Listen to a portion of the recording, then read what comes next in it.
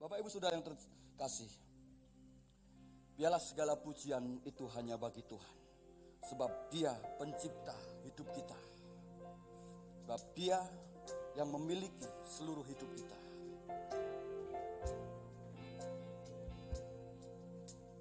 Kau pencipta hidupku,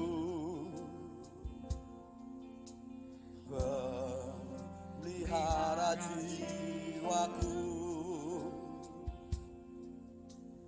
Kau layak terima segala pujian, ku naikkan syukurku. Kau pemilik hidupku ya Tuhan. Kau pemilik hidupku. Dalam kasih setiamu, dalam kasih setiamu, Yesusku, Kau layak terima segala pujian, ku naikkan sembahku.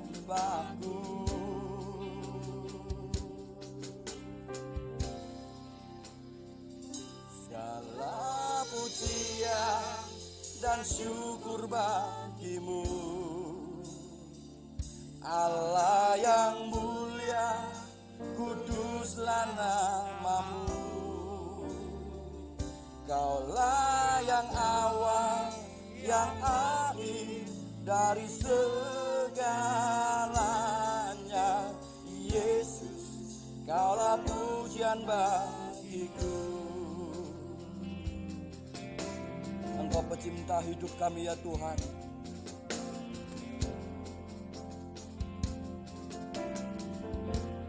Mari katakan, Kau pencipta. Kau pencipta hidupku, pemelihara jiwaku. Kau layak terima segala pujian, ku naikkan syukurku. Sebab Engkau pemilik hidup kami Tuhan, pemilik hidupku. Dalam kasih setiamu, dalam kasih setiamu, Yesusku, Kau layak terima segala pujian, ku naikkan sembahku. Segala pujian, segala pujian dan syukur bagimu, Allah yang mulia, kuduslah namamu. Kaulah yang awal, yang akhir dari segalanya. Yesus, Kaulah pujian bagiku. Segala pujian dan syukur bagimu.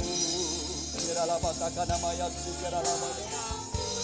Sikidana nama batakan nama Yesus, sikidana nama Bapa.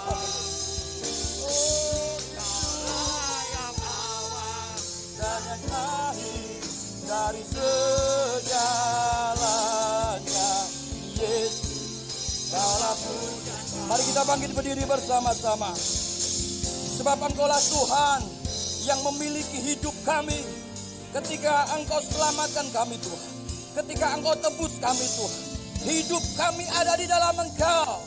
Dan hidup kami Tuhan milik-Mu ya Tuhan. Oh Yesus.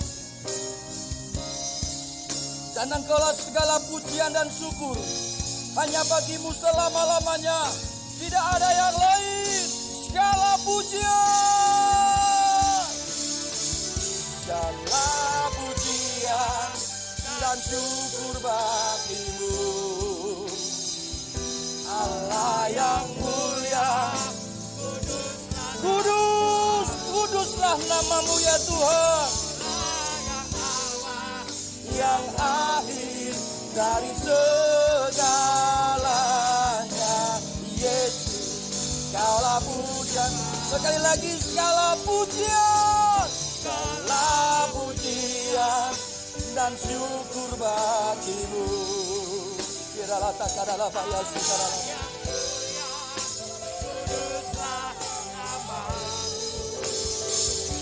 Katakan nama kerja sekiri dalam bayar dalam. Sekiri dalam buta karala ya sekiri dalam. Siara dalam bayar dalam. Sekiri dalam.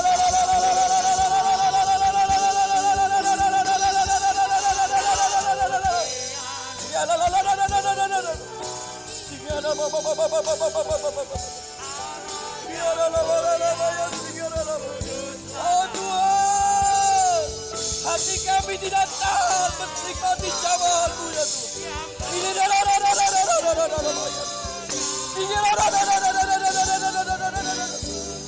Tuhan, Engkau pujian kami.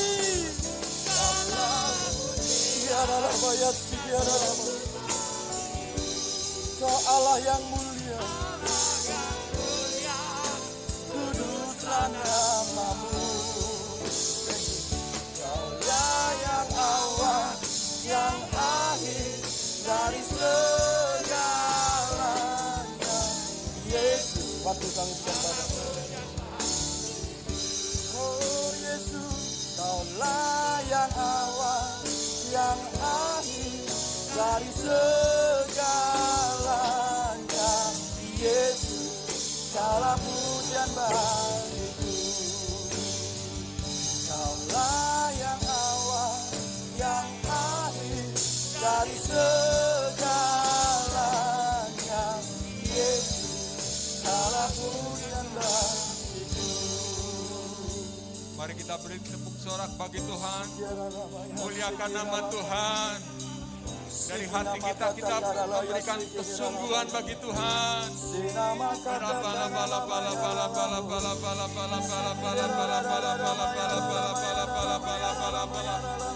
Ini kita kira kata sekira kata guna kata. Hari ini kami umat-Mu memuji memuliakan Engkau. Kudus-kuduslah Tuhan, Allah serba sekalian Allah, Allah serba sekalian Allah.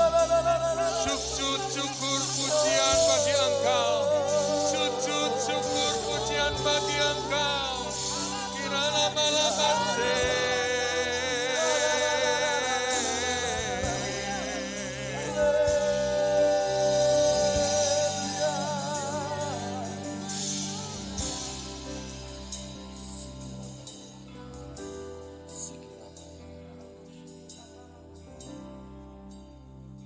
Syukur kami naikkan kepadamu Tuhan. Hari ini umat-Mu memuji dan menyembah Engkau. Meskipun mereka membawa persoalan pergumulan apapun, tapi mulut mereka tetap memuji, menyembah kepadamu. Karena kami percaya Engkau sanggup melepaskan kami dari segala beban persoalan. Engkau sanggup Tuhan menggantikan kami Tuhan. Ketika kami berhadapan dengan masalah atau apapun, kami tinggal diam, kami hanya cukup menyembah, dan Engkau bekerja semuanya bagi kami Tuhan. Engkau diagungkan, Engkau dimuliakan. Kami merasakan hadirat-Mu Tuhan pagi hari ini. Kami merasakan Tuhan kuasa-Mu pagi hari ini. Kami merasakan jamahan-Mu Tuhan. Jangan berhenti, terus berlanjut bagi kami Tuhan. Ketika firman diberitakan, kuasa firman dinyatakan, setiap orang mengimani apa yang dikatakan firman, maka terjadi kuasa-Mu. Karena tanda-tanda ini akan menyertai pemberitaan firman Tuhan. Mereka akan melakukan tanda-tanda heran, mujizat terjadi. Kami umat-Mu sekelompok kecil menyembah memuji-Mu Tuhan. Bersekutu menyembah Engkau. Hanya Engkau yang kami muliakan. Hanya Engkau yang kami tinggikan Tuhan. Terima kasih kami berdiam diri untuk mendengar firman-Mu. Dan silakan Engkau berbicara bagi kami. Tuhan singkapkan yang masih terselubung bagi kami. Dan Tuhan, bukakan rahasia firman-Mu supaya kami mengerti dan kami diberi pengertian daripada Engkau, hikmat daripada Engkau. Terima kasih Tuhan. Di dalam nama Tuhan Yesus, Tuhan dan Juru Selamat kami ucap syukur. Kita yang percaya bersama katakan, amin. Puji Tuhan. Silakan duduk. Ya, kita akan bersama memperhatikan firman Tuhan, masih kaitannya dengan kebangkitan Kristus memberikan jaminan kehidupan kita. Kita akan melihat satu topik, yaitu perjalanan ke Emmaus. Terlebih dahulu mari kita akan membuka Alkitab kita. Perjalanan di Emmaus ada di dalam Lukas pasal yang ke-24. Lukas pasal 24 ayat 13 sampai dengan ayat yang ke-35. Lukas pasal 24 ayat 13 sampai ayat yang ke-35. Saya akan bacakan bagi Bapak Ibu Saudara sekalian. Kita akan bergantian membaca ayat-ayat firman Tuhan ini. Saya terlebih dahulu membaca ayat yang ganjil dan ayat yang genap, ayat 14 dan lanjut ayat 16 sampai ayat 35. Bapak Ibu Saudara sekalian membaca bergantian. Lukas pasal 24 ayat 13 sampai ayat 35 tentang Yesus menampakkan diri di jalan ke Emmaus. Ayat 13 saya baca terlebih dahulu. Pada hari itu juga, 2 orang dari murid-murid Yesus pergi ke sebuah kampung bernama Emmaus yang terletak kira-kira 7 mil jauhnya dari Yerusalem. 2, 3.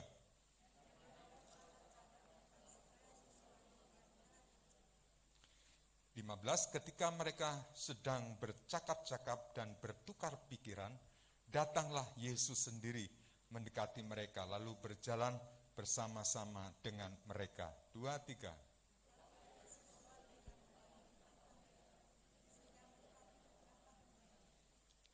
Yesus berkata kepada mereka, apakah yang kamu percakapkan sementara kamu berjalan? Maka berhentilah mereka dengan muka muram. 2, 3.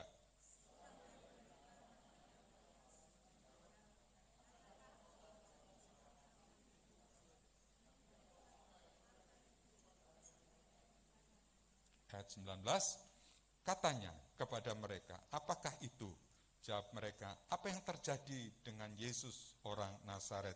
Dia adalah seorang nabi yang berkuasa dalam pekerjaan, dalam perkataan, di hadapan Allah dan di hadapan seluruh bangsa kami. 2, 3.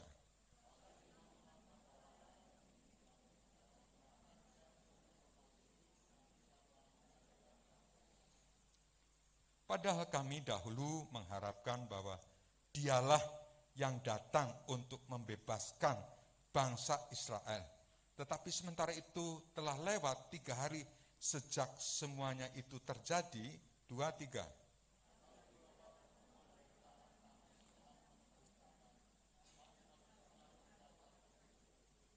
Dan tidak menemukan mayatnya. Lalu mereka datang dengan berita bahwa telah kelihatan kepada mereka malaikat-malaikat yang mengatakan bahwa ia hidup. 2, 3.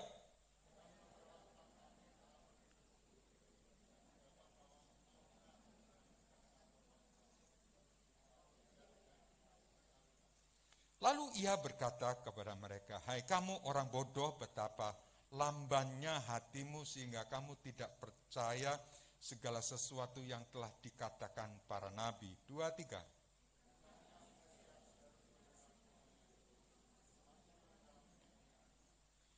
Lalu ia menjelaskan kepada mereka apa yang tertulis tentang dia dalam seluruh kitab suci, mulai dari kitab-kitab Musa dan segala kitab nabi-nabi. 2, 3.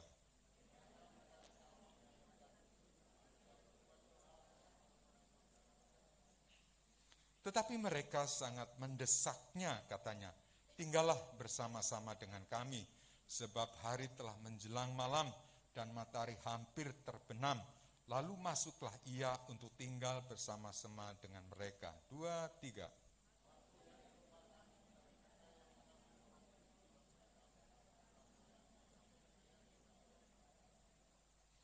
Ketika itu terbukalah mata mereka dan mereka pun mengenal dia, tetapi ia lenyap dari tengah-tengah mereka. Ya. 2, 3.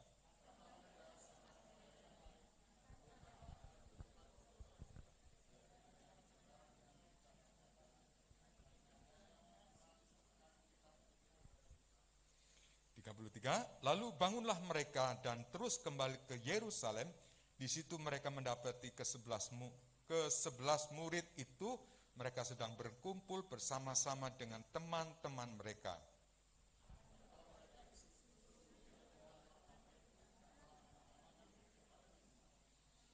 Terakhir kita baca bersama-sama 2, 3.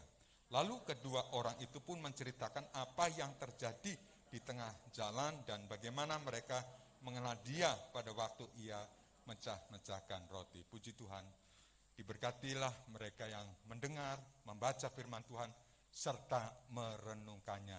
Yang percaya bersama katakan, amin. Ya. Suatu daerah yang bernama Emos. Emos itu adalah jaraknya kurang lebih 7 mil dari Yerusalem. Kalau mungkin saat ini ya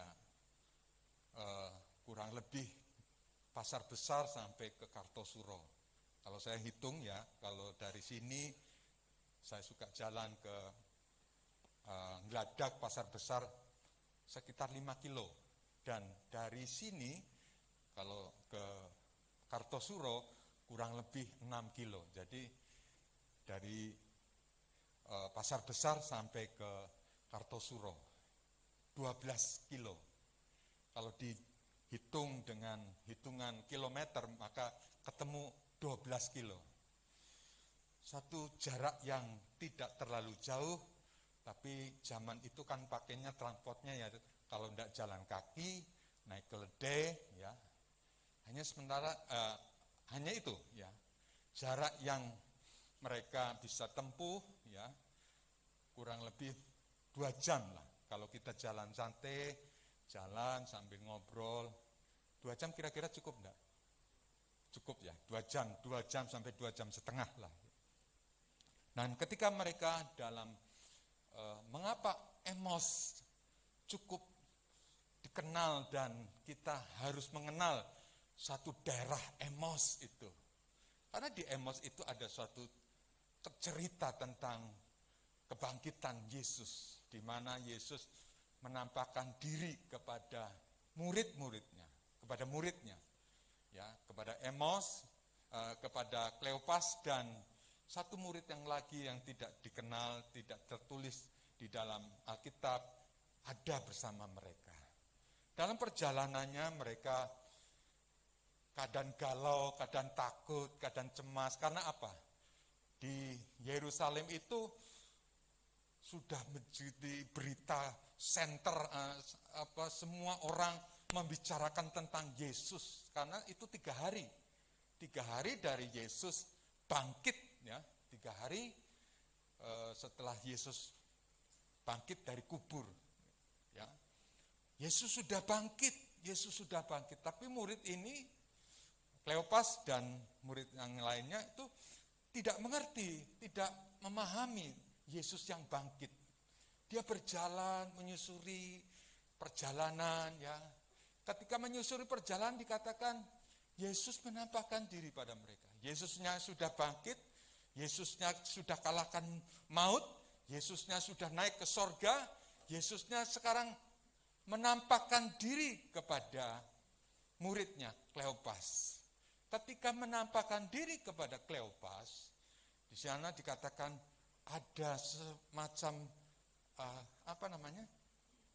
di ayat yang ke-15, ketika mereka sedang bercakap-cakap dan bertukar pikiran, datanglah Yesus sendiri mendekati mereka lalu berjalan bersama-sama dengan mereka, tetapi ada sesuatu yang menghalangi mata mereka. Ada sesuatu yang menghalangi mata mereka. Sehingga perjalanan di mana mereka dari Yerusalem, perjalanan mereka ke Emaus itu mereka bercakap-cakap Tapi mereka tidak ngerti ini siapa yang diajak bicara. Apakah engkau tidak ngerti tentang Yesus itu yang sedang viral, sedang heboh terjadi di di Yerusalem. Sekarang ini berita viral itu sungguh sangat cepat ya. Berita ada seorang perawat dianiaya oleh keluarga pasien sudah cepat nyebar dan kemudian ditangani polisi. Ya. Sekarang saya ingatkan jemaat, hati-hatilah dalam kita memainkan media sosial. Apalagi media sosial itu untuk tujuannya tidak senang kepada orang, tidak senang kepada aparat. Hati-hati supaya kita tidak terjebak dengan media sosial. Media sosial itu sekarang bisa orang siapapun bisa menggunakan, ya. Dengan media sosial memang kita bisa mengakses segala macam informasi, berita-berita yang cepat ya, yang terjadi di satu daerah bisa viral kemana-mana. Itulah kecanggihan zaman sekarang media sosial. Tapi kita harus hikmat, harus dengan penuh, jangan emosi ditunjukkan dengan media sosial. Nanti bisa menjerat kita. Sebab itu kita harus berhati-hati menggunakan media sosial. Yang percaya katakan, hati-hati dalam menggunakan media sosial. Waktu itu belum media sosial seperti itu. Jadi beritanya mungkin menganggapnya Yesus tidak dengar ini. Yesus tidak tahu ini. Apa yang sedang dalam pikiran murid Tuhan, dalam pikirannya murid-murid, Yesus tidak tahu. Ketika Yesus tidak tahu itu, kemudian mereka menceritakan. Satu, Yesus itu yang dikatakan mereka adalah perkataannya penuh kuasa dan menuntun banyak orang, dan mereka muridnya, Kleopas menganggap bahwa kita nanti punya pemimpin untuk bisa membawa seluruh waktu itu Roma mereka dalam jajahan Roma. Jadi mereka menganggap kalau mereka dalam jajahan Roma dipimpin oleh Yesus bisa berperang dengan Roma. Maksudnya bisa mungkin melawan terhadap kepentingan, kalau contohnya Mahatma Gandhi gitu loh ya. Contohnya Mahatma Gandhi bisa melawan kepada jajahan Inggris, tidak dengan kekerasan, tapi dengan diplomatik, dengan hal-hal yang sifatnya baik gitu ya. Nah, seperti itu. Dan ketika mereka perjalanan dari Yerusalem ke Emos, itulah satu percakapan yang luar biasa. Mengapa Emos ada dalam Alkitab dan dicatat dalam Alkitab? Kita jadi ngerti, kita jadi paham, kita jadi tahu bahwa Yesus Kristus itu Tuhan yang hidup. Dia menampakkan diri dan dia kemudian membuat murid-muridnya yang tadinya takut, cemas, begitu berani, begitu berkobar-kobar, tahu bahwa Yesus Tuhan Allah yang disalibkan, mati, dan kemudian dia bangkit dari kematian, itu adalah benar-benar nyata, benar-benar hidup. Kemudian hati mereka, seluruh hidup mereka kemudian dengan berani, dikatakan pada akhir ayat-ayat itu, dengan berani mereka memberitakan kepada teman-teman, kepada orang-orang yang lain, terutama kepada murid-murid Tuhan, yang semuanya ada yang waktu itu Maria sudah melihat Yesus yang sudah bangkit, dan mereka sudah mengabarkan itu. Mereka menjadi sangat berani, sangat antusias dalam memberitakan kebenaran berita-berita tentang Yesus yang bangkit. Dari ini kita dapat pelajaran yang luar biasa. Pelajaran apakah, gerangan? Dari ayat ini kita dapat pelajaran. Pertama, kita jangan meninggalkan Yerusalem. Katakan 1, 2, 3, jangan pernah tinggalkan Yerusalem. Kenapa? Di Yerusalem itu adalah awal dari kisah perjalanan murid Kleopas, dan dia dalam perjalanannya itu dia punya pengertian pikiran dalam perjalanannya dia menuju ke Emos. Dalam perjalanan dia punya pikiran, dia punya angan-angan, dia tinggalkan Emos. Dan ketika dia berpikir seperti itu, Tuhan Allah yang baik itu berkenan menjamahnya. Yaitu ketika dia mulai berpikir, dia mulai meninggalkan Yerusalem dan menuju ke Emos. Dalam perjalanannya itu Tuhan Yesus menampakkan diri kepada Kleopas bahwa Yesus, kamu sudah saatnya harus mengerti bahwa Yesus Tuhanmu, Allahmu itu sudah bangkit dari kematian. Dia sudah bangkit dari mati. Waktu itu ada selubung yang masih. Kalau kita mungkin ada selubung itu tetap tidak ngerti. Karena fokusnya itu tentang pergumulannya, persoalannya, masalahnya. Ya toh? Kleopas kan menganggap gurunya itu sudah mati. Dan tidak ada damai waktu itu dalam hatinya Kleopas tentang keadaan yang di Yerusalem. Karena dia murid orang-orang sekitar Yesus, artinya murid yang duduk dengan dan gurunya sedang bermasalah sehingga dan kematiannya disalib. Itu sesuatu yang menyakitkan, itu sesuatu gurunya kok mati disalib. Aduh.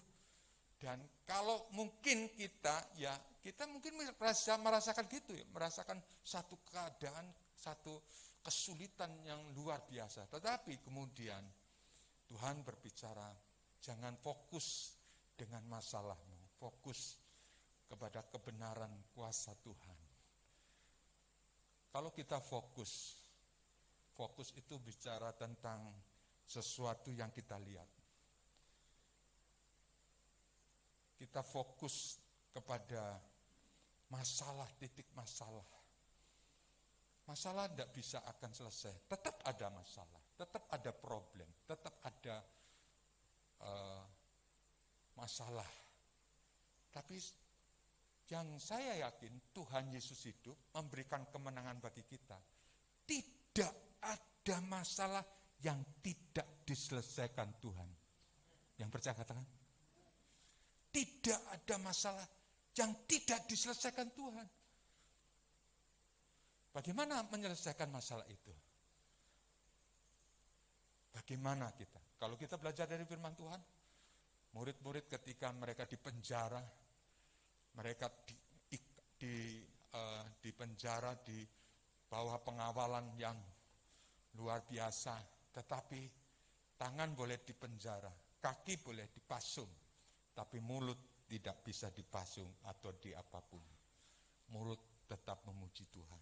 Ketika memuji Tuhan, malaikat Tuhan bekerja dan bergerak. Sekali lagi, tidak ada masalah yang tidak ada jawabannya dalam hidup ini. Yang setuju katakan? Kalau engkau menghadapi masalah, persoalan, sekali lagi, Tuhan sanggup mengerjakan masalah. Fokuskan hidupmu kepada Tuhan. Persoalan apapun, fokuskan hidupmu kepada Tuhan. Saya sudah mengalami. Saya selama 1,5 tahun tidak bisa bicara. Kalau bicara ngalor ngidul, buka Alkitab, perjamuan kudus terutama, saya ngomong tentang tubuh, tapi di sininya ngomong tubuh, saya jawab tentang darah. Saya rasakan penderitaan yang berat, satu beban hidup. Mungkin saudara ngalami yang saudara lihat, Pak Billy kita lagi apa tuh, lagi sakit. Hanya sebatas itu. Saya yang ngalami penderitaan itu ya luar biasa bagi saya. Tapi sekali lagi, tidak ada masalah yang Tuhan tidak punya jawabannya bagi kita. Semua Tuhan memberikan jawaban. Di saat seperti itu, saya berlutut. Di tempat inilah, saksi saya, saudara Jamat, saya menyembah Tuhan. Saya menyembah Tuhan. Saya menyembah Tuhan. Saya berseru kepada Tuhan. Roh Kudus, hiburkan kami. Hamba-Mu hanya punya Engkau, Roh Kudus. Karena sakit yang seperti saya alami itu bukan main. Fatal bisa. Sudah banyak orang yang fatal karena sakit. Puji Tuhan, puji syukur buat saya.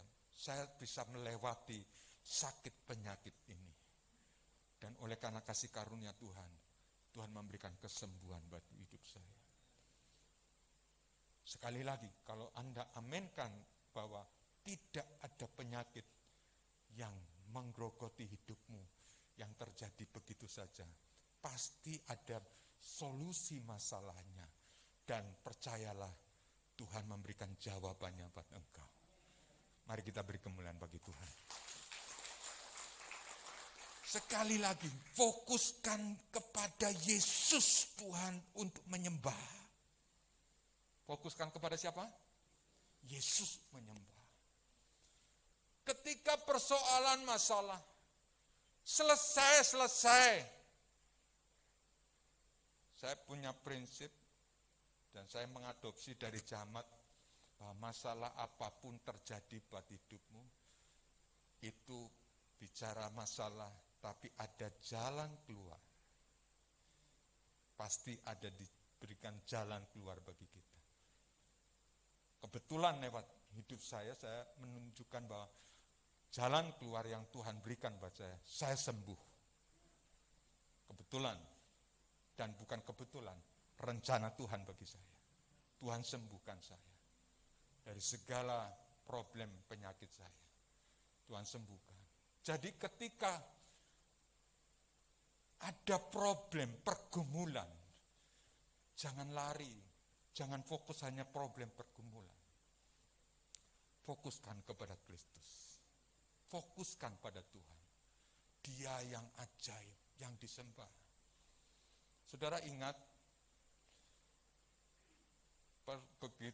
pada bulan-bulan ketika pandemi ini mulai, 3 bulan, 4 bulan, kebaktian sempat berhenti 2 bulan, dan jemaat mulai hadir, Buning dan teman-teman mulai hadir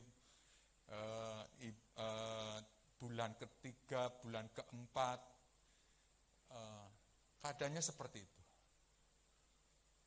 Saya tadinya, aduh Tuhan, bagaimana Tuhan? Saya ingat, fokuskan kepada Tuhan. Fokuskan menyembah saja. Hadirat Tuhan nikmati saja. Kemenangan sukacita dalam Tuhan, hadirat Tuhan menikmati. Dan buktinya, selama bulan-bulan itu, malah Tuhan memberkati saya. Pekerjaan Tuhan di tempat ini. Saya bisa ngecat, saya bisa beli mic ini. Saya bisa memperbaiki alat-alat musik. Itu tidak sedikit, saudara. Itu bukan karena kuat dan gagah saya. Tapi kalau kita menghadapi masalah, kalau fokus kepada masalah, pergumulan itu saja. Engkau tidak bisa menang, engkau tidak bisa melihat kasih karunia-Nya Tuhan yang besar. Saya tidak melihat itu, saya melihat percaya Tuhan pasti menghidupi, pasti mencukupi. Ini pekerjaanmu Tuhan, ini pekerjaan. Meskipun lewat hal-hal yang tidak dipikir, untuk jemaat, ayo kita berbuat sesuatu. Untuk TK, apalagi TK, KB, TK Terang Kasih Bangsa, yang terus dibiayai. Tidak ada kegiatan, gurunya datang, Mereka datang dan mereka dibiayai, terus dibiayai. Dan banyak yang dibiayai lain. Pekerjaan Tuhan tetap berjalan. Saya hanya fokusnya menyembah, memuji Tuhan.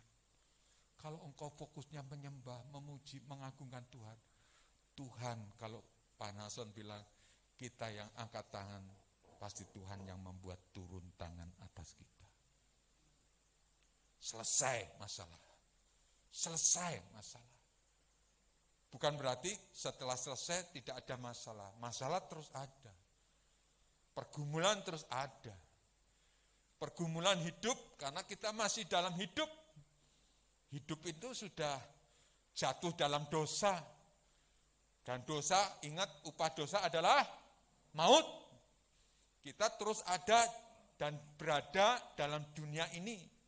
Maka sebab itu kita tidak perlu dalam keadaan sudah dosa, penuh dosa, kita hidup dalam dosa. Tidak.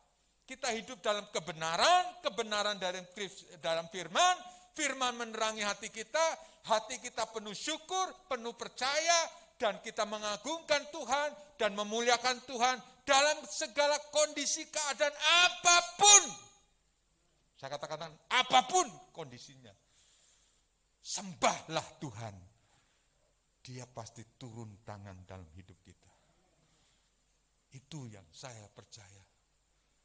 Yang saya alami, saudara. Dalam perjalanan ke Yerusalem.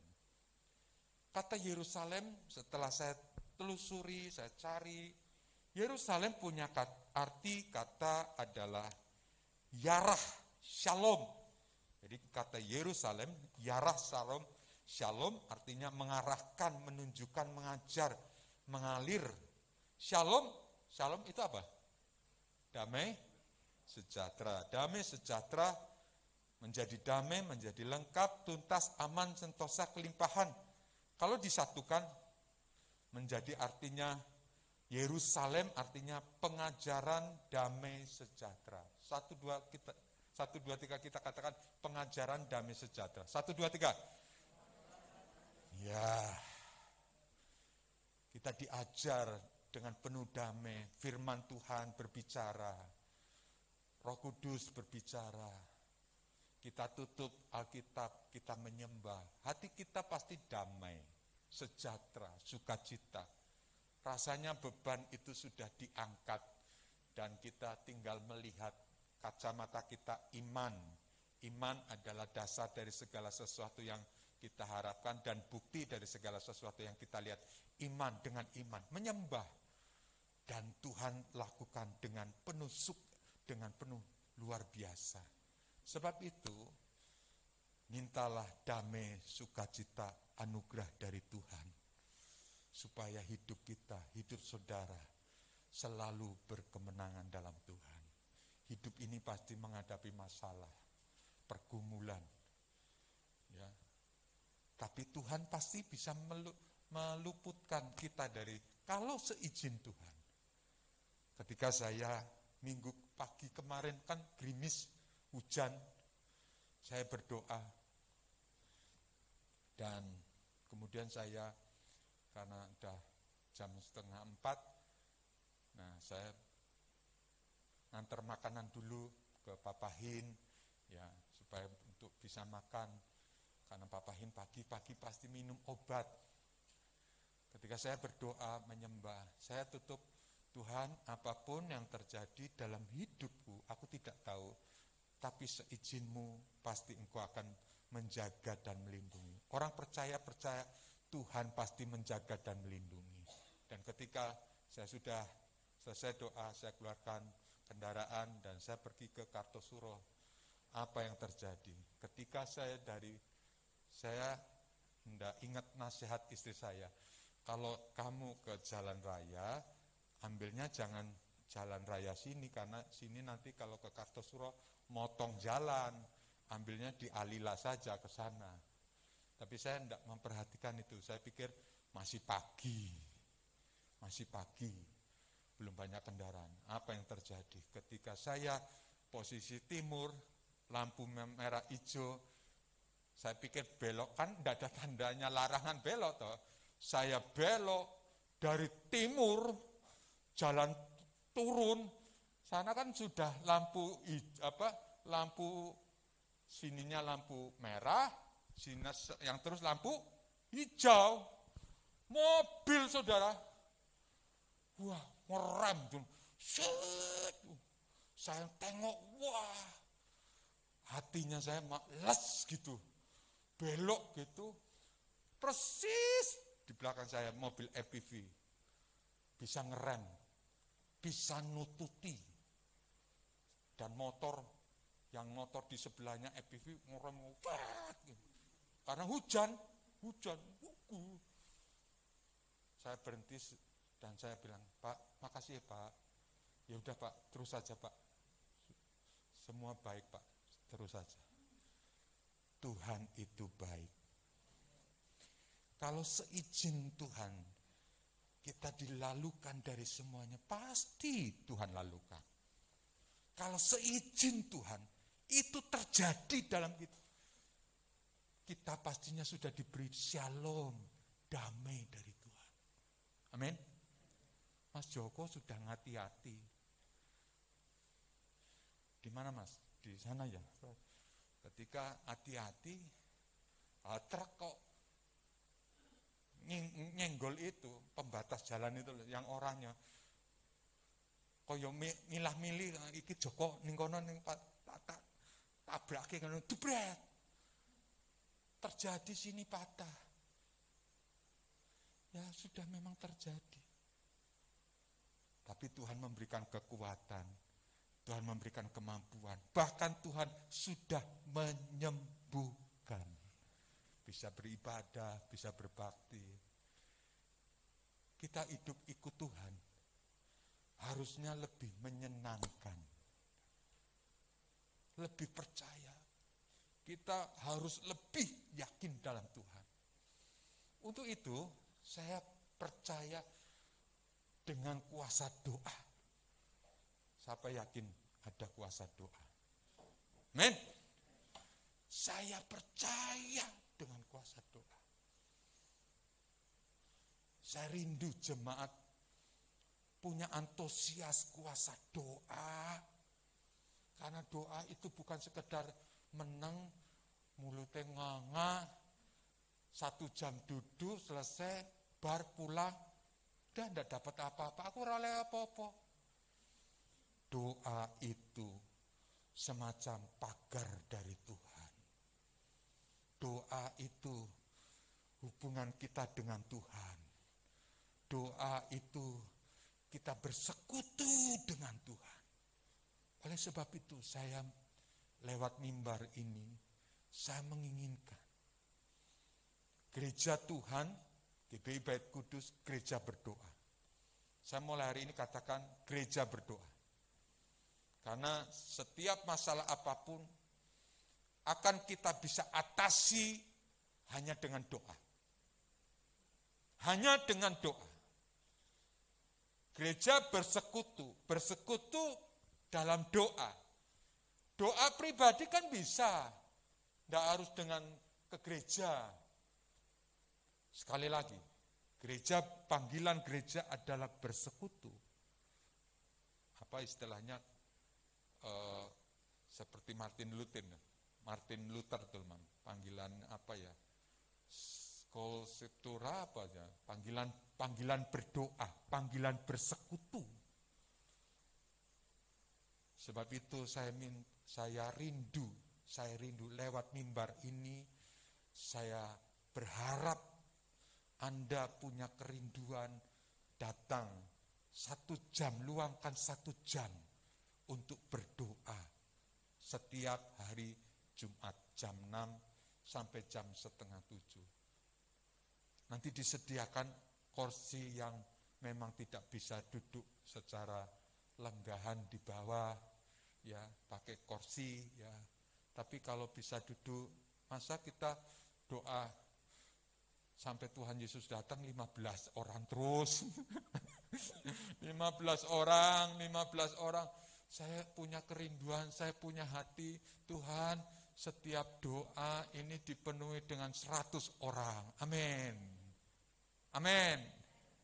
100 orang penuh dengan doa. Semua berdoa, semua memuji.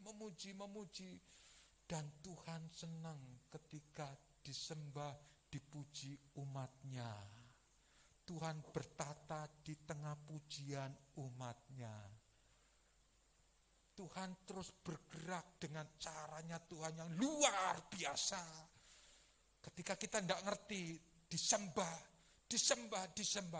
Tahukah saudara, ketika kita menyembah, Tuhan bergerak dengan caranya yang luar biasa. Jadi lewat mimbar ini saya mengingatkan, ayo jemaat, apalagi yang punya masalah, punya pergumulan. Biasanya kalau lagi punya pergumulan kan, ya, ketok ya, setiap doa ya, ada apa ya? Saya yang datang, dia baru pertama kali datang, ya langsung tanya, ada punya masalah apa? Dia tidak jawab, dia wah, nangis.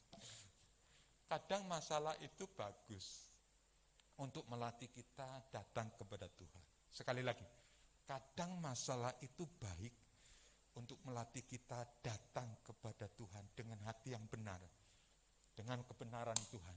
Yerusalem, Shalom, kebenaran Tuhan. Kadang masalah itu dipandang, dilihat dari sisi kebenaran firman Tuhan.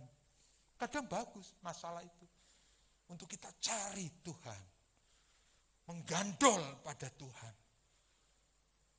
Kadang masalah itu bagus. Dan ketika masalah datang, pergumulan datang, dan Tuhan lihat umatnya, oh menyembah umatku menyembahku, maka Tuhan berkata, kat, kirim berkat di jalan nanas nomor 1, dia lagi punya pergumulan.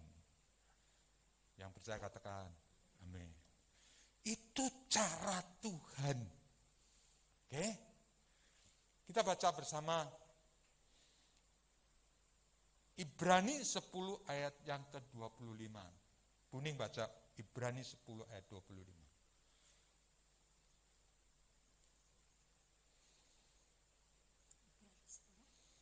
Ibrani 10 ayat 25. Ibrani 10 ayat yang ke-25. Janganlah kita menjauhkan diri dari pertemuan-pertemuan ibadah kita, seperti dibiasakan oleh beberapa orang. Tetapi marilah kita saling menasihati, dan semakin giat melakukannya menjelang hari Tuhan yang mendekat. Ya, puji Tuhan. Kita baca sekali lagi, 2, 3. Janganlah kita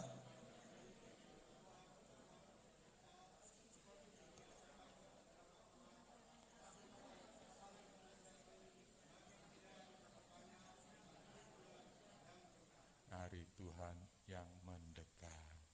Semakin hari ini semakin tanda zaman semakin jelas. Saya semalam membuka-buka arsip saya khotbah dari 12-13 tahun yang lalu. Ada satu kata terselip dalam cuplikan saya khotbah, yaitu hati-hati dengan terjadinya virus. Kok saya bisa menyebut virus corona? Wah, saya kok sudah 12 tahun yang lalu menyebut virus corona. Dalam konteks apa saya tidak ngerti, saya menyebut itu sudah 12 tahun. Saya percaya Roh Kudus hadir hari ini memberikan pengertian-pengertian baru bagi kita. Untuk di sini dikatakan pertemuan-pertemuan ibadah seperti dibiasakan beberapa orang. Tetapi marilah kita saling menasehati, semakin giat melakukannya menjelang hari Tuhan yang semakin. Ya, adanya pandemi ini banyak orang masih menganggap tidak terlalu penting ibadah karena menjaga jarak. Ya, saya katakan menjaga jarak, saya setuju. Pakai masker, cuci tangan, saya setuju. Tapi ibadah, kalau kita tidak bersekutu, ya saya katakan mengurangi iman kita, mengurangi rasa percaya kita kepada Tuhan. Mengapa kita ke mall, ke mana lagi? Ke mall, pasar, kemana? Tidak pakai, ada yang tidak pakai masker, kita bisa. Kenapa? Kalau ibadah kok kita tidak bisa? Seharusnya ibadah itu tetap, saya katakan, saya tidak memaksa saudara, karena ada hak free will kita, hak bebas kita. Kita mau datang atau tidak terserah. Tapi saya mengingatkan untuk kita mengutamakan ibadah. Dalam ibadah ini ada pembukaan firman, ada pujian tadi Pak Daniel Agus. Tapi siapa yang diagungkan? Siapa yang dipermuliakan? Siapa yang ditinggikan? Siapa? Tuhan yang tidak kita lihat, tetapi kita percaya Dia hadir di tengah-tengah kita. Tuhan yang diagungkan. Maka sebab itu saya menasihati, demi kasih karunia Tuhan, setia dalam ibadah. Ya, ibadah itu mengandung janji hal-hal yang baik untuk hari kita, untuk ke depan, untuk masih selama kita di dunia ini, untuk kita perlu mendapatkan apa yang baik dari firman Tuhan. Kita renungkan, kita cerna, kita hidup dalamnya, dan kita makan. Kita makan firman Tuhan, kita renungkan. Kan renungkanlah firman Tuhan siang dan malam, maka engkau perjalanan berhasil. Merenungkan siang malam kan seperti memama biak itu, binatang sapi makan, dan ketika sudah mengunyah, dikeluarkan lagi, dikunyah lagi, dimakan lagi, dinikmati lagi, menjadi daging buat tubuh kita. Puji Tuhan, besok ibadah lagi, dinikmati lagi. Terus berlanjut sampai Tuhan datang. Terus berlanjut sampai Tuhan datang. Nah itu. Jadi kita harus mengutamakan ibadah. Yang kedua, kita belajar dari ini, Tuhan peduli dengan menopang orang yang hancur hati. Kita katakan bersama-sama. 1, 2, 3. Hancur hati. Kleopas hancur hatinya melihat Yesus yang dia sembah, Yesus yang dia puji. Beranggapan, berpikir nanti akan menjadi pemimpin ketika mereka berhadapan dengan negeri Roma. Ketika dia menghadapi negeri Roma. Tapi harapan demi harapan itu pupus. Harapan demi harapan itu kemudian sirna. Ya, sirna dengan keadaan yang terjadi. Saudara, dari ini kita belajar firman Tuhan. Harapan dalam hidup kita hanya Yesus. Sekali lagi katakan, harapan dalam hidup kita itu karena Yesus. Bisa kita usia 81, harapan kita untuk hidup kita adalah Yesus. Pak Jayeng itu adalah, dia buat saya itu bukan sekedar jemaat dengan saya gembala. Dia sudah sebagai sahabat, teman, ayah, bapak saya yang saya kasihi. Bahkan pernikahan saya itu yang menjadi saksinya Pak Jayeng. Yang satu lagi Pak Sri Sawarno sudah almarhum meninggal. Ya, Pak Jayeng juga yang sama percaya Yesus, punya pengharapan dalam Tuhan, dalam segala keadaan, harapan untuk hidup ini. Hidup ini ya Pak Jayeng menyiapkan semuanya. Sampai makamnya pun Pak Jayeng sudah beli ya Pak ya. Sudah Pak ya? Di mana Pak itu? Di Nggawo. Nanti kalau Pak Jayeng dipanggil Tuhan, ya nanti Pak, saya tolong dipimpin untuk saya masuk ke liang kubur. Saya percaya yang masuk ke liang kubur tubuh saya, tapi roh saya kembali kepada penciptanya. Tuhan yang menciptakan saya. Karena sekarang punya pengharapan. Pengharapan dalam Tuhan itu tidak sia-sia. Pak Jayeng menyerahkan hidupnya kepada Tuhan. Dan kapan menyerahkan hidupnya? Selama Pak Jayeng hidup. Selama menafasnya hidup. Selama masih bekerja, ada harapan. Orang masih selama itu ada nafas, ada apapun, pasti punya harapan. Harapan macam-macam. Ya, harapan bisa makan soto lagi. Ya toh? Seperti saya, kalau sakit itu bayangannya saya makan soto yang enak, yang pedas, yang panas. Sembuh. Karena makan sotonya enak. Ya, kalau mungkin biasanya saya dengan istri saya terapi tusuk jarum sama buning juga. Ketika pulang lapar mam, yuk kita muter-muter sampai di Solo Baru ada warung soto langganan. Istri saya soto bayam tanpa nasi. Saya langganan. Cukup uang satu porsi soto itu sana 5.000. Cukup uang hanya 15.000 berdua, santai, bisa naik motor, satu dikekel, dipupuk, jalan, nikmati hidup, betul? Nikmati hidup. Sambil cerita dulu ya, kita pernah masuk ke rumah makan itu, ya dulu.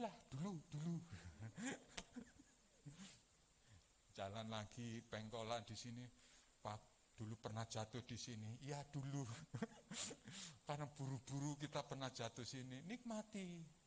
Itu ada artinya pengharapan.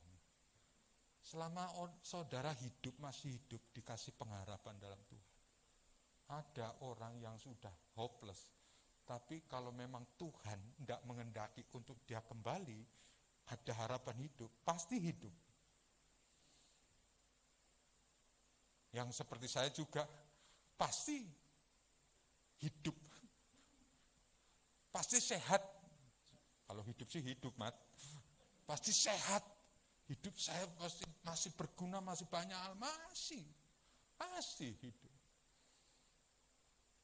Hari ini saya berkata, masih ada pengharapan dalam hidupmu. Jangan kita patah hati, patah semangat dalam hidup. Ayo, kita terus percaya Tuhan bisa lakukan perkara ajaib bagi kita. Ya, puji Tuhan. Kita lanjut. Tuhan mau kita memahami firman dengan benar. Nah, katakan sama-sama, 1, 2, 3. Tuhan mau kita firman dengan benar. Firman dengan benar itu konsepnya seperti ini. Ya. Ketika murid-murid Tuhan, ya, Kleopas dalam perjalanan itu Tuhan kan menyapa, dan tapi ada selaput yang menutupinya. Dalam pengertian murid-muridnya Tuhan,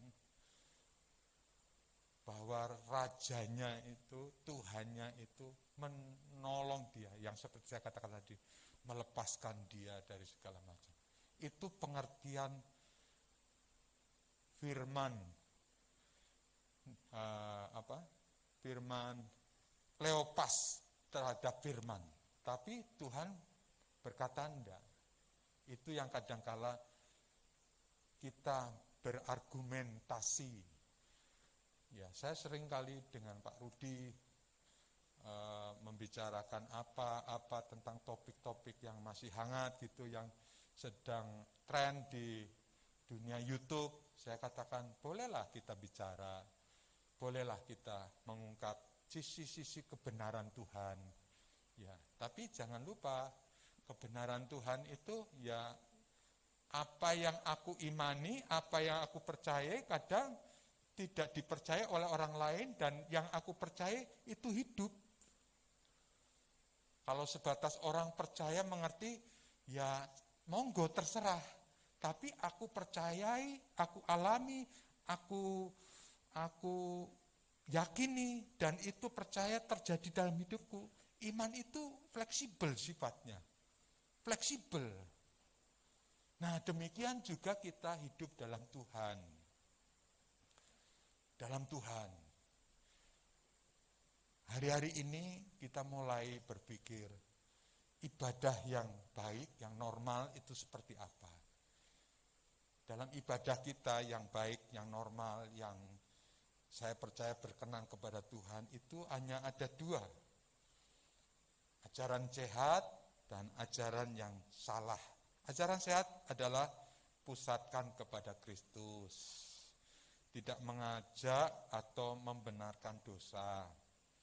Di sini kan saya katakan kebenaran Tuhan itu yang diutamakan. Dan kebenaran itu yang memerdekakan kita. Dan kebenaran pasti menyentuh kepada kehidupan dosa. Dan dosa lewat mimbar ini jangan dibuat kompromi, tapi dibuat tidak mengajak membenarkan dosa.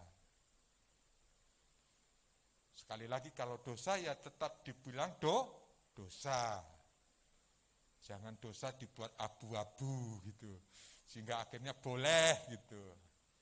Dosa tetap dosa, bukan selalu hal yang enak didengar. Nah, telinga kita dengar firman, pengajaran dari siapapun di mimbar ini, dan kebetulan firman yang didengar itu rasanya kok enggak enak.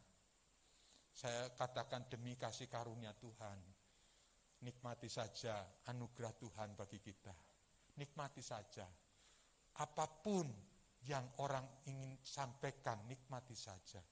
Saya kemarin minggu menikmati saja firman yang diberitakan Pak Rudi.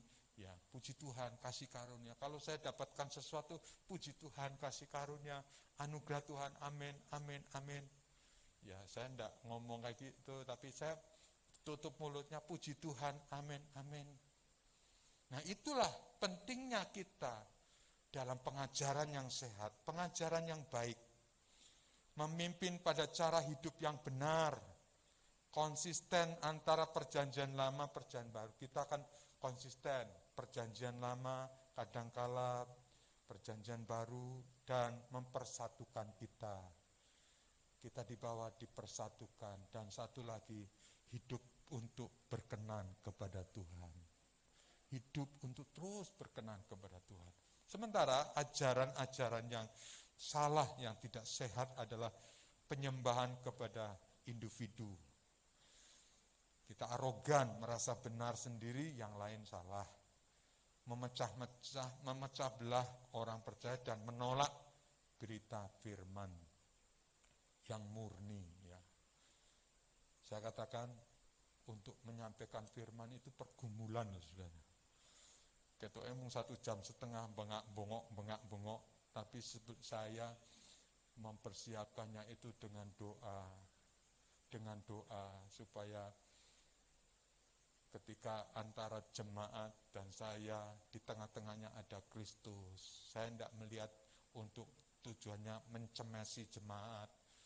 Ya, masa jemaat golek 1 jiwa pun angel kok, mau udah angel rekoso sampai di sini diseneni, kan tidak masuk akal saya.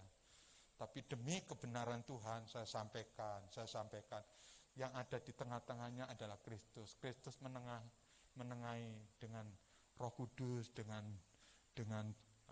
menjamah hatinya. Kalau itu dosa yang memang menendang gitu, sampai di telinga rasanya merah gitu, ya tetap dibalut oleh kuasa darah Yesus. Dan Roh Kudus bekerja. Sampai hari ini. Saya setiap kali mau menyampaikan firman doa, kadangkala waktu saya persembahkan kepada Tuhan, rasa kurang doanya. 1 jam saya berdiri di sini, saya doa kurang rasanya. Tapi itu saya lakukan, saya kerjakan itu semua demi Tuhan, untuk kemuliaan Tuhan. Dan jemaat yang mendengar pemberitaan firman Tuhan, menangkapnya, menyimpannya firman dalam hati, ya dilihat lagi karena Tuhan, karena Roh Kudus yang bekerja. Dia Tuhan tahu memakai mulut hambanya berkata-kata. Meskipun mungkin hambanya tidak ngerti, tapi lewat kata-katanya itu Tuhan tahu, Tuhan ngerti, Tuhan tahu, Tuhan ngerti. Jadi ada pembatas yang benar yang saya percaya itu dikerjakan oleh Roh Kudus. Karena semua ini tidak bisa kita kerjakan kalau tidak ada Roh Kudus. Yang terakhir kita katakan, kita harus mengundang Yesus ke dalam hidup kita. Di Emos itu perjalanan mereka dari Yerusalem, kurang lebih mungkin jam 5, kalau sana sudah mulai gelap, itu kurang lebih dari Yerusalem jam berapa ya? Jam 4 ke Gasi enggak ya? Jam 4 lah, dan perjalanan jam 4 sampai Emos sudah mulai gelap. Dan Yesus menampakkan diri kepada mereka. Yesus mengundang mereka. Mereka makan. Baru mereka terbuka matanya. Nah inilah, mengundang Yesus sampai baru tercelik matanya. Wah! Yesus yang hidup. Wow! Kalau saya mungkin mengekspresikannya gitu. Wow! Ada yang mengekspresikannya. Wow! Ada lagi mengekspresikan apa lain. Wow! Yesus yang hidup. Wow! Sampai mereka gelomong gitu. Makanlah, minumlah. Ketika makan minum, seketika tak, karena tubuh kemuliaan hilang. Wow, Yesus yang hidup. Mungkin kalau saya begitu, ekspresinya melihat, berbicara, ngomong, dan kemudian hilang. Ini pemelorot terus. Hilang gitu, kan kayak luar biasa itu. Yesus yang itu. Ketika Yesus itu menemui mereka jadi berani. Sampai mereka mati pun siap untuk demi Yesus Kristus yang hidup. Saya ambil pelajaran ini. Kalau tidak ketemu Tuhan, kalau tidak Roh Kudus yang bekerja dan menyentuh hidupnya, orang itu tetap aja. Ya ke gereja, tapi kalau tidak disentuh Roh Kudus, atau seperti saya, dikasih penyakitnya mungkin tidak panu itu kelas ringan, tidak penyakit yang sembarangan gitu, kasihnya lepek. Kalau tidak diketemukan Yesus yang seperti itu, pasti beda. Saya jalan terus sementara kita dengar firman. Hidup kita dipersembahkan ya di gereja, setelah itu enggak. Kadangkala seizin Tuhan kasih hal-hal yang memang kita rasanya, memang menurut kita Tuhan tidak adil, tapi keadilannya Tuhan relatif dari cara pandangnya Tuhan, bukan keadilannya kita. Mungkin daganganmu lagi sepi, mungkin apalagi kerjaan kantor banyak, gaji tidak naik-naik. Ada amin? Jangan diamen kan.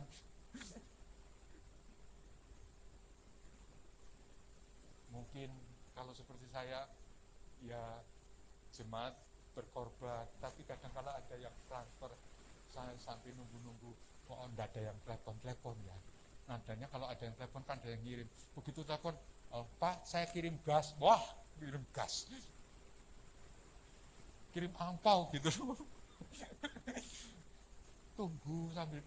sambil tunggu.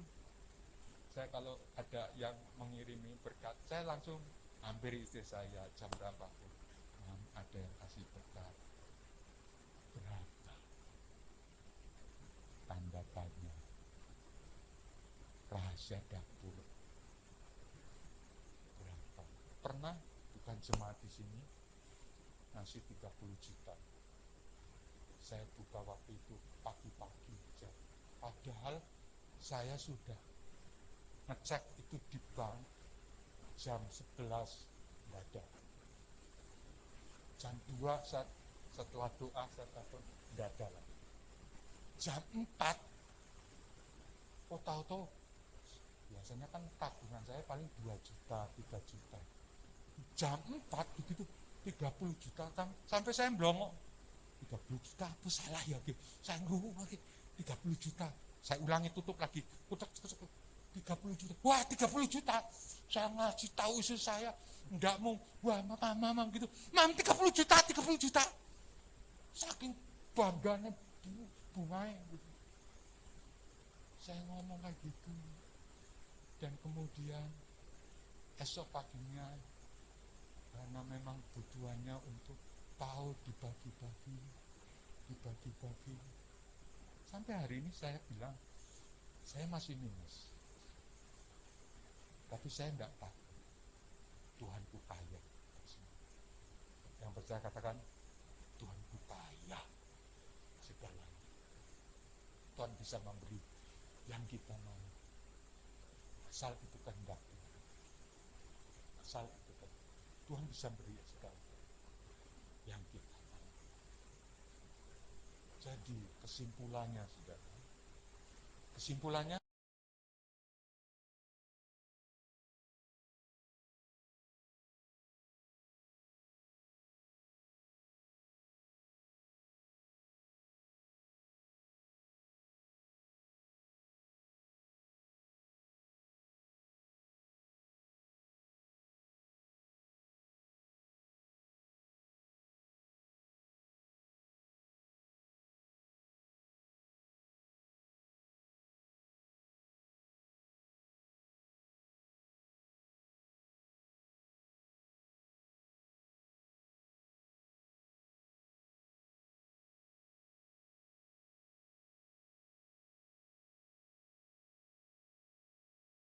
kontraknya di bumi, tapi rupanya diperpanjang. Diperpanjang lagi, ya puji Tuhan. Istri saya senang, anak saya senang, jemaat juga senang enggak? Enggak senang. Ya senang, jemaat senang, saya tetap melayani Tuhan, puji Tuhan. 54 masih lanjut. Pak Ratman berapa? 78 Pak. Beri kemuliaan bagi Tuhan 78. Ya. Kasih umur usia, puji Tuhan. Sampai kita masuk ke dalam kerajaan surga itu. Ya, tapi saya lihat wajah-wajah yang penuh harapan, wajah-wajah yang penuh sukacita. Kekuatan kita dari Tuhan. Hatiku percaya. Saya udah Mas Kis. Hatiku percaya, hatiku percaya, selalu ku percaya. Hatiku percaya.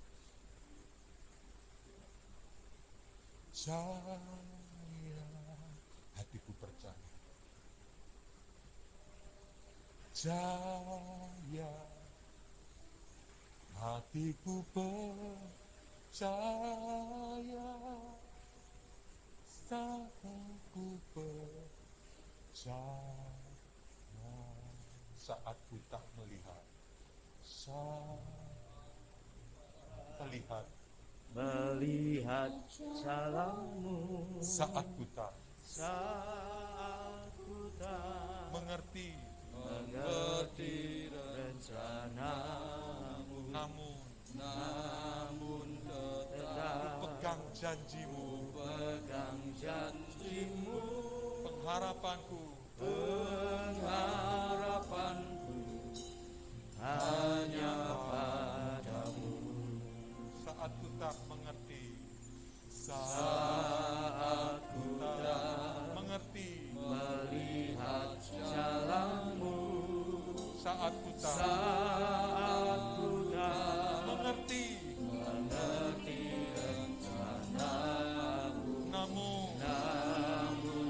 kita bangkit berdiri bersama. Pegang janjimu, Pengharapanku pengharapanku hanya padamu. hanya padamu. Hatiku percaya, Hatiku percaya, hatiku percaya, hatiku percaya, hatiku percaya, selalu ku percaya. Jemaat saja naikkan pujian saat ku tahu.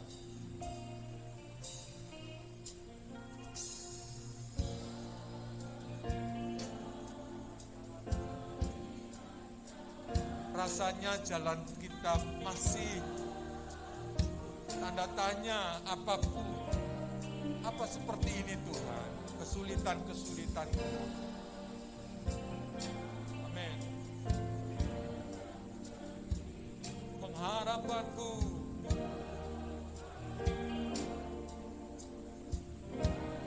padamu. Semua katakan saat ku tak mengerti. Saat ku tak. Amin. Saat ku tak mengerti rencanamu, namun tetap ku pegang janjimu. Pengharapanku hanya padamu. Mari kita katakan percaya.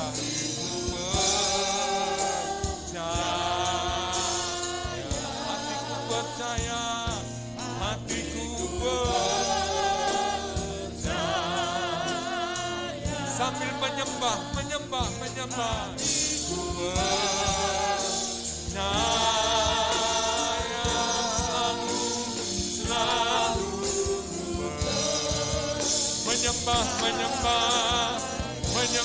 menyembah.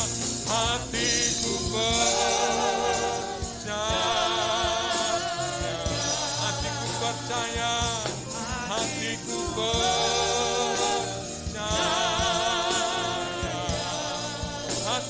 percaya,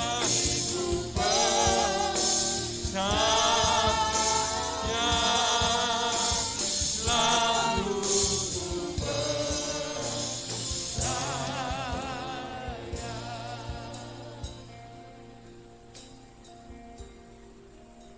saya katakan, tidak ada masalah yang terjadi dalam hidupmu itu tidak seizin Tuhan. Dan lewat firman Tuhan, kebenaran Tuhan, tidak ada masalah yang tidak diselesaikan oleh Tuhan. Kecil, besar, masalahmu, masalah keluarga, masalah ekonomi, masalah hidup, kita serahkan kepada Tuhan. Apapun pergumulanmu, belajar menyerahkan hidup pada Tuhan. Belajar menyerahkan pada Tuhan. Hatiku percaya, hatiku percaya. hatiku percaya, Hatiku percaya, hatiku percaya,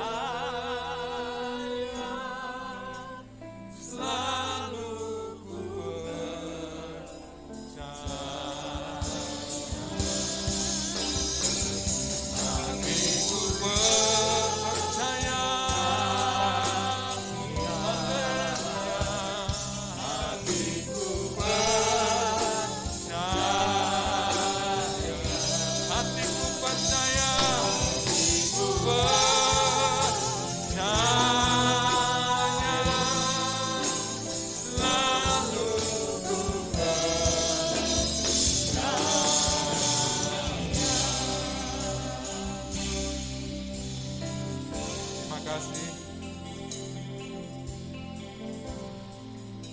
kami bisa menikmati kebenaran firman Tuhan dari kacamata-Mu Roh Kudus. Meskipun hamba berkata-kata, tapi Engkau Roh Kudus yang menaruh firman dalam hati kami.